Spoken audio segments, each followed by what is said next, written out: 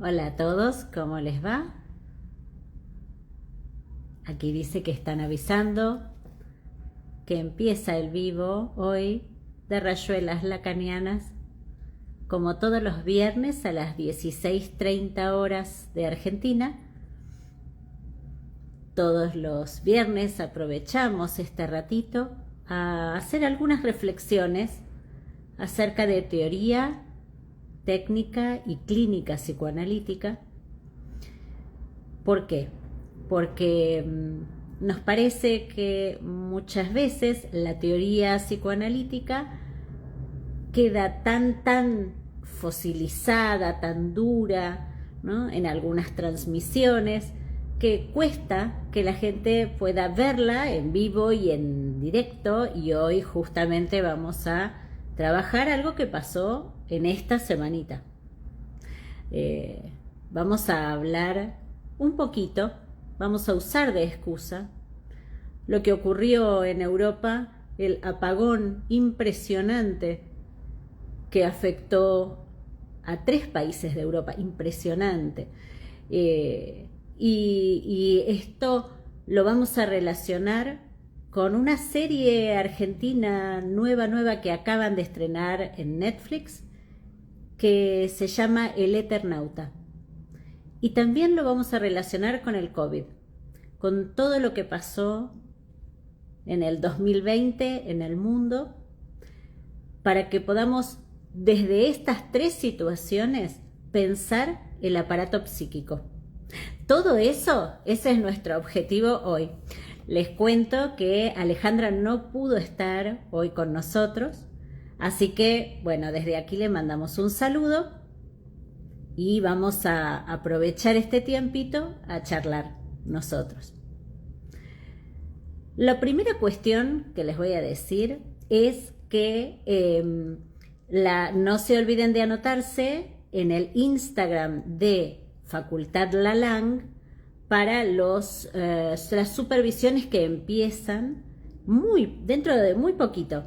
Y son supervisiones gratuitas, solo tienen que anotarse, el cupo es limitado por supuesto, pero aprovechen que por 2 meses con profesionales maravillosos, Vanessa Carpaneto y Adriana Besti van a estar trabajando, escuchando a quienes de ustedes quieran acercarse con sus casos a poder charlar.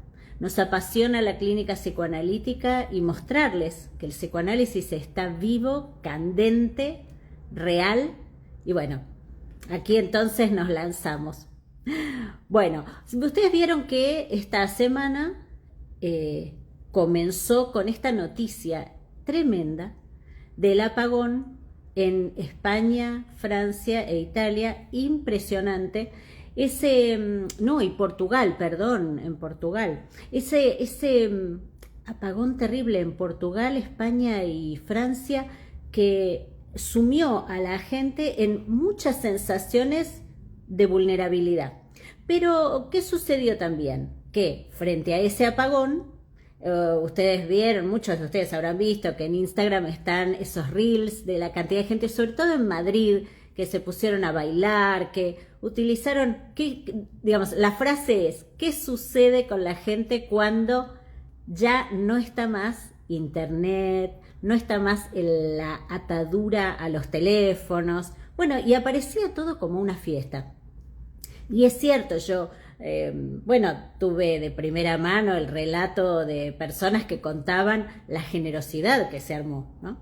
Por ejemplo, como ya no andaban las heladeras, alguien que vendía helados empezó a regalar helados, porque total si se iban a descongelar. Entonces, vamos a compartir. Y fue muy lindo lo que se armó y alguien supo decirme, bueno, pero porque no tardó demasiado tiempo, ¿no? Y esto es algo además que es muy fuera de lo común allí. Entonces, bueno, no provocó un efecto traumático en algunos, porque esta es la versión que muchas veces nos dan,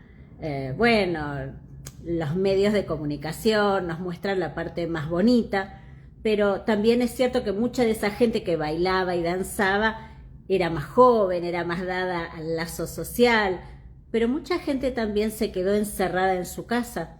Y también me habían contado que andaba circulando por allí desde hacía ya unos días, bueno, que había que comprar un kit antibombas, antiguerra, que había que prepararse para la guerra, que esto que está en ciernes, ¿no?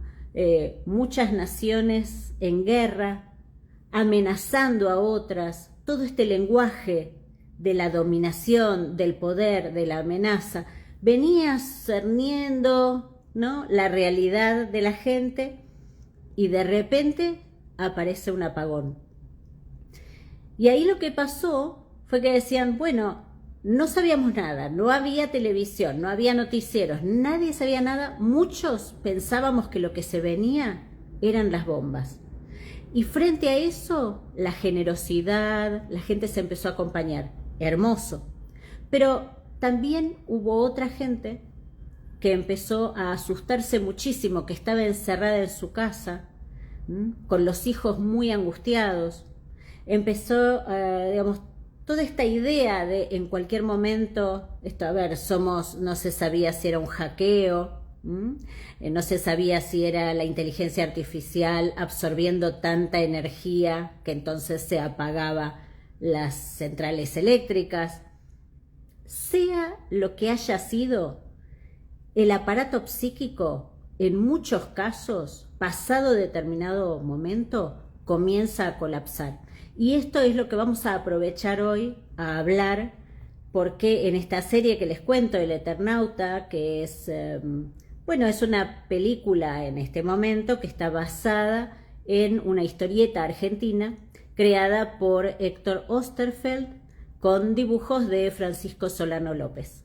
Está escrita hace muchos años, alrededor de los años 50, pero la verdad es que produjo un efecto porque Oesterfeld además es después secuestrado por el terrorismo de Estado, 20 años después, junto con sus 4 hijas, con 2 yernos y algunos de sus nietos, y se ha convertido en un emblema de lo que es el ciudadano común defendiendo sus conceptos, sus creencias, oponiéndose al poder. Y El Eternauta, y para aquellos de ustedes que no lo han visto, no voy a decir nada complicado, pero es una historieta, en el sentido, ustedes saben que historieta es lo que se llama la narrativa de ciencia, en este caso es de ciencia ficción, ¿no? La narrativa, digamos, en gráfica en Latinoamérica. Es como, a diferencia del cómic, que se dice para, digamos, lengua inglesa, en español se llama historieta. Y allí de lo que se trata es de un hombre que se llama Juan Salvo, y que está reunido con un grupo. No importa, hay diferencias entre el original y la película, no importa. Lo que importa aquí es que frente a una situación traumática, cómo cada persona reacciona de un modo diferente. Y aquí estamos hablando del aparato psíquico. ¿Por qué? Porque Juan Salvo, por supuesto, ¿qué es lo que va a hacer? Va a ir a salvar. Juan es el nombre, uno diría, patognomónico de lo universal humano, ¿verdad? Juan va a salvar a alguien. Lo cierto es que dentro de su grupo de amigos entrañables, empiezan a sucederse distintas situaciones frente a lo traumático. Viendo que es imposible salir de ese lugar donde están, adentro de una casa, porque hay algo que no les voy a decir, que, digamos, los pone en peligro inmediatamente, ¿qué sucede? Y recuerden el COVID, porque es idéntica la situación, a pesar de que cuando lo escribió Oesterfeld, el COVID no existía. Este punto donde está el que se lanza desesperado a salvar a su familia, poniéndose en riesgo sin tomar ningún recaudo y, por supuesto, no sobrevive. Está aquel que utiliza su saber y entonces, por ejemplo, en este caso hay alguien que sabe de física y entonces, por supuesto pone a funcionar todo su conocimiento para crear la idea de un traje, que es el famoso traje de la historieta, del dibujo, ¿no? Del Eternauta. Pero también está el historiador, el que se va a dedicar a escribir para que quede para las generaciones, si había sobrevivientes, para las generaciones posteriores, una narrativa de lo que sucedió. Pero también va a estar, ¿sí?, aquel que se queda aparte, que se queda aterrado, que no puede accionar. ¿Qué es lo que hace de nosotros quienes somos? Y aquí es importante esto porque en el COVID vimos muchas de estas situaciones. Vimos aquellos que quedaron en su casa encerrados, presos de una regresión de la cual vamos a hablar ahora. Aquellos que se lanzaron a las calles en resistencia. Aquellos que se lanzaron pero descuidadamente, solamente como rebelión. Aquellos que decían acá no pasa nada. Tantas situaciones diferentes como ocurrieron en el COVID, como por suerte en Europa no llegó a haber tanto tiempo para ese nivel traumático, aunque sí habían empezado algunas de esas ideas. Me parece importante que ustedes comprendan cómo el aparato psíquico se va conformando. Se conforma a partir de experiencias, pero llegado determinado momento de desarrollo, y aquí sí es importante la palabra desarrollo, porque hay cosas que se desarrollan y cosas que no.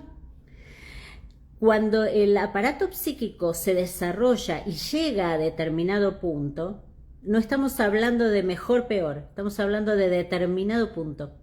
Dice Freud, puede ocurrir que haya una fuerza contraria que produce la regresión a estadios previos, a modos de funcionamiento previos. Entonces uno dice, pero ¿cómo puede ser? Por ejemplo, en el caso de una psicosis, en el caso del doctor Schreber que describe Freud en el historial, digamos, es un historial de un hombre que llega a ser promovido a juez del tribunal de Dresden. Imagínense una persona reconocida que sabía manejarse en el mundo, podríamos decir, ¿sí? Con una carrera. Uno podría pensar desde afuera que es una persona que está con su psiquismo organizado, ¿sí? Y sin embargo, llegado a ese punto, comienza a desenlazarse. No se olviden nunca, y aquí siempre les muestro, que el aparato psíquico es como un nudo de 3, ¿sí? Aquí tienen los tres registros, anudados de determinada manera. Pero llegadas ciertas situaciones traumáticas, en el caso de Schreber, para él fue demasiado, podríamos decir, ser llamado, ser convocado a ocupar ese lugar. ¿Qué sucede? Que el aparato psíquico se empieza a soltar. Y en esto me importa ser muy categórica porque lo que se está escuchando en las redes todo el tiempo, y también de la mano del avance de la inteligencia artificial, se habla del cerebro.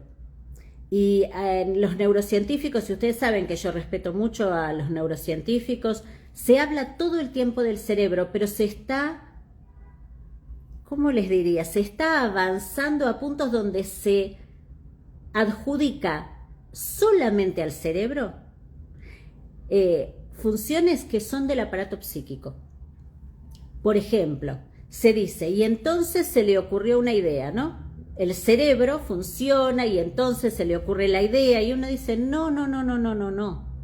El cerebro es la base fantástica y maravillosa de impulsos eléctricos, neuroquímicos.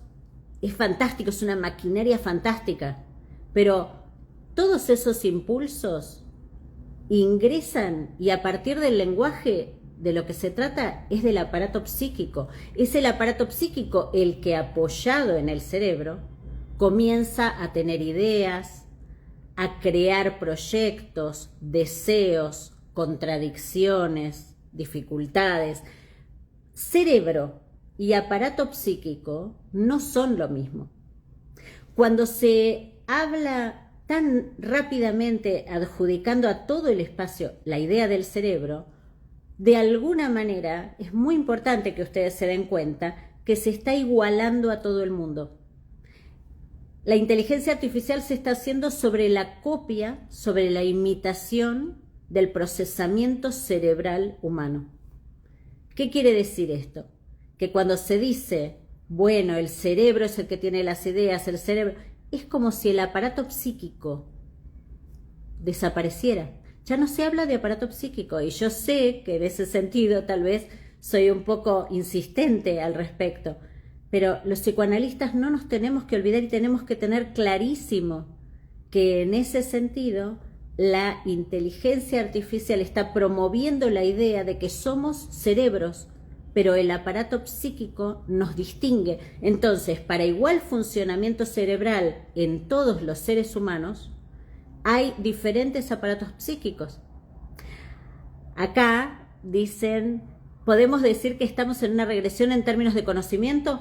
Sí, yo no podría, digamos, decir regresión, porque regresión implica que alguien conoce algo y después se le desarma.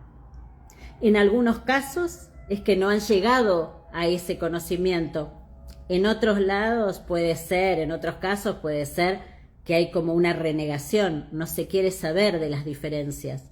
Entonces, como les decía recién, ¿no? Y gracias por el comentario, como les decía recién, frente a una situación traumática como en el caso del Eternauta, está el que se queda detenido, temeroso, encerrado, el que se lanza sin pensar, y está ese Juan Salvo que inventa junto a sus amigos, por supuesto, a ver, no está solo y esta es la base, ¿no?, del aparato psíquico, de lo que sostiene, y esto nos lo mostró el COVID.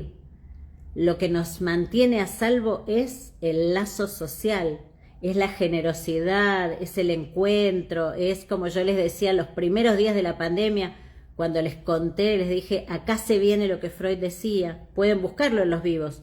En los primeros días de la pandemia, Alejandra y yo empezamos a ser vivos y empezamos a avisar, lo que va a ocurrir es una regresión, llamen a sus seres queridos, manténganlos con vida. Esto lo van a encontrar, está en el canal de YouTube. ¿Por qué? Porque si uno lee Freud sabe que esto iba a pasar y que iba a ser en estos términos.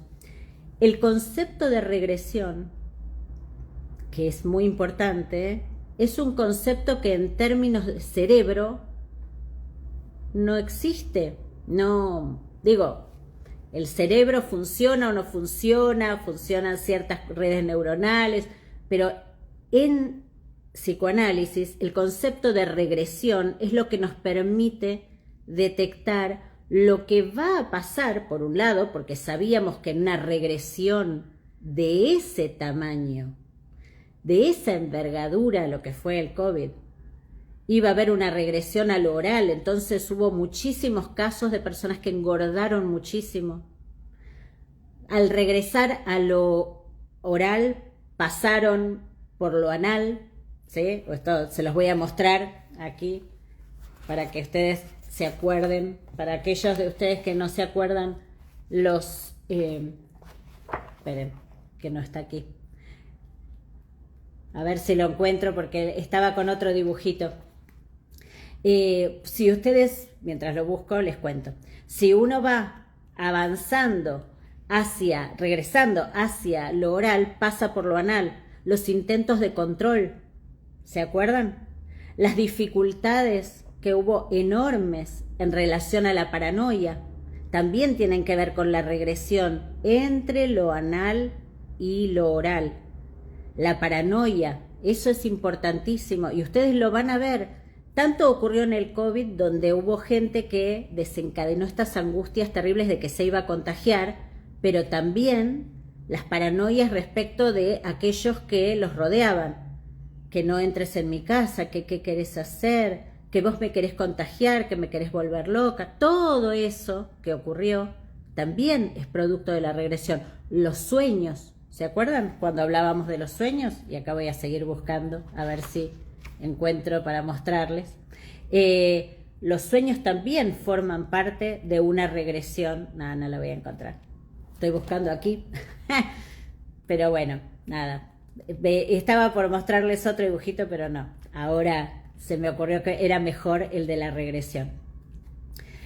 En esto, donde podemos decir que en el psicoanálisis, la regresión, el aparato psíquico, la forma en que cuando hay regresión los nudos se desanudan, se desenlazan, y por eso Lacan pasa un poco de esa idea de estructura a la idea de anudamiento, porque permite reflejar mejor la realidad. En esto que les digo, hoy quería aprovechar a hablar del apagón, a hablar del COVID, a hablar del Eternauta, porque todas estas situaciones nos permiten ver las diferencias y cómo opera el psicoanalista. ¿Ustedes recuerdan cómo hicimos los psicoanalistas en el 2020? Porque si no sacamos conclusiones de lo que pasó, mal vamos a estar preparados si llega a pasar alguna otra situación así. Cuando el sujeto va padeciendo esa regresión libidinal, lo que sucede es que algo de sí mismo empieza como a desaparecer, a desvanecerse, se convierte en puro ojos, por ejemplo. Entonces la gente quedaba totalmente absorbida por lo que veía en las imágenes de sus celulares, de sus computadoras. Dejaban de comer, ¿recuerdan? Dejaban de dormir, y cuando dormían tenían esos sueños tan visuales, tan impresionantemente visuales, no importa la cultura en la que estuvieron. Se empezó a reportar más o menos lo mismo, es decir, el enorme predominio del objeto a mirada, ¿sí? La mirada empezó a tomar todo, y tiene mucho que ver con lo que vemos cotidianamente hoy. El efecto que ha dejado la pandemia en el predominio de las imágenes es impresionante. Pero bueno, volviendo, ¿qué hicimos los psicoanalistas en la pandemia? Propendimos, estaba pensando, usemos una palabra más fácil, intentamos que todos nuestros pacientes se conectaran con su cuerpo, que pudieran hacer ejercicios de tocarse a sí mismos, de poner en los bordes, digamos, que comieran. Nos ocupábamos de que no se perdieran de comer, ¿sí?, o de dormir, que tuvieran horarios, porque si no tenían horarios se empezaba a desregular el ritmo circadiano, y eso va produciendo, bueno, estas sensaciones de pérdida de sí. Todo eso que tiene que ver con intervenciones del orden del corte, de la regulación, también de lo imaginario en términos de, por ejemplo, pasar a las videollamadas. En aquel momento pasamos a videollamadas muchos pacientes que tal vez solo hablábamos por teléfono. ¿Por qué? Porque la imagen, esto que ustedes ven, estabiliza en esa regresión. Por eso el sujeto, frente a una situación así, donde se le han caído los sostenes simbólicos, necesita creer en alguien, necesita confiar en esa persona que tiene del otro lado, supongamos en el caso del COVID, del otro lado de la pantalla. Esa sensación de inermidad, de vulnerabilidad, se contrastó, se trató a eso tratamos de oponerle la presencia activa de la voz y de la mirada del psicoanalista.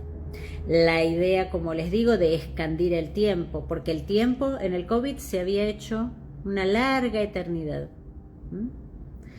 Este tipo de intervenciones que muchas veces se dicen no son psicoanalíticas, lejos de eso, lejos, sí lo son, porque tenemos en el horizonte la idea del aparato psíquico. Sin la idea del aparato psíquico, el psicoanalista también se puede perder, como cualquier profesional que atiende personas. solamente a partir de conocer cómo funciona el aparato psíquico y expresamente como lo describe Freud, que es lo que además quieren copiar, ¿no? La inteligencia artificial y no puede. Por eso las máquinas se rebelan, porque hay un aparato psíquico, no hay un cerebro solamente. Cuando se programan con lenguaje, hay de lo humano, aparecen situaciones que no son solamente obedecer una programación. Bueno, en esto que les digo, volviendo, espero que hoy les sirva. Yo me quedé pensando mucho, fue como muy fuerte lo que pasó en Europa. Dije, hablemos de esto, recordemos lo que hicimos durante el COVID, recordémoslo también para todos los pacientes que tal vez en este momento puedan estar atravesando situaciones de máxima inermidad. La intervención del psicoanalista es allí frente a lo que sucede del orden del cuerpo, de la presencia. Ya habrá tiempo para las intervenciones simbólicas de desciframiento. Hoy, y en este sentido, para todos aquellos de ustedes que estén escuchando este vivo, sea ahora en forma presencial o después a través del canal de YouTube, ténganlo siempre en cuenta. Presten atención a la realidad de su paciente. Recuerden que Freud decía, yo los veo, a los pacientes los escucho, pero quiero estar al tanto de su realidad. Relean estudios sobre histeria. Van a encontrar que Freud decía, el día de ayer hizo ta. El día de hoy, antes de la sesión hizo ta. Está toda la descripción. La semana anterior había dicho esto, hoy hizo esto. La realidad era muy importante para Freud. Y bueno, esta transmisión actual que dice, bueno, solo todo es realidad psíquica, sí, pero la realidad psíquica del psicoanalista, ¿sí?, esa que toma en cuenta el psicoanalista, que sabe que está construida, no es solo la que le dice el paciente, es la que lee el psicoanalista, la función de lectura, ¿ok? Así que bueno, por hoy dejemos aquí, espero que les haya servido.